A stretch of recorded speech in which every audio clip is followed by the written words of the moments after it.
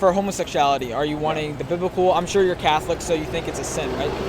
From a biblical point of view. I do, but although, like I said before, religious standpoint is not really my thing. Like, I'm more into the natural law and the natural order of things, and for me it comes down to the very basic expression is man and woman makes baby. Yep. Man and man doesn't make baby, Yes. woman doesn't make baby. So Yeah. from just a natural standpoint, I arrived to that conclusion Yeah. without religion being really, Of course. at the foreground of what I use as an argument.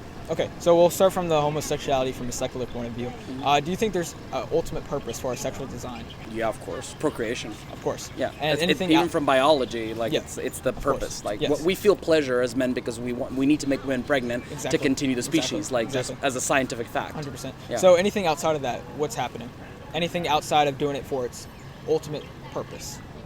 Well, I think it's incomplete. Like, I can respect the pursuit of pleasure. Yeah. So maybe there I deviate a bit from the religious standpoint, because I can respect that you can feel pleasure, like two men or two women can feel pleasure, Yeah. but the ultimate sexual act is incomplete.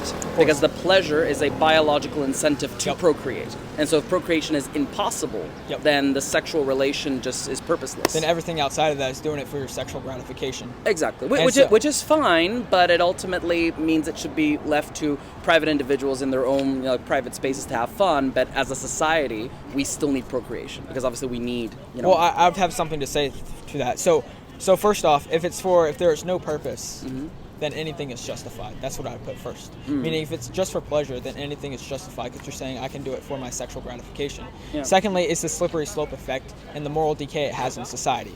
A lot of people say it's just two consenting adults in the room, but obviously Yeah. you and me wouldn't be talking about it because it has been impacting society. I understand where you're coming from, but at the same time, I believe that we need limited government. So that means keep the government out of my pocketbook and also out of my bedroom. Well, so I do believe that it's not the government's job to police from a moral perspective. Like, I think only, like Thomas Aquinas said, only the absolute necessary, which is like obviously things like murder, rape, like when you're harming another person. But if it's two consenting adults, even if I don't believe it is the natural behavior, I believe it should be tolerated and respected. Well, I don't go into politics or policy. I talk about the moral issue of everything.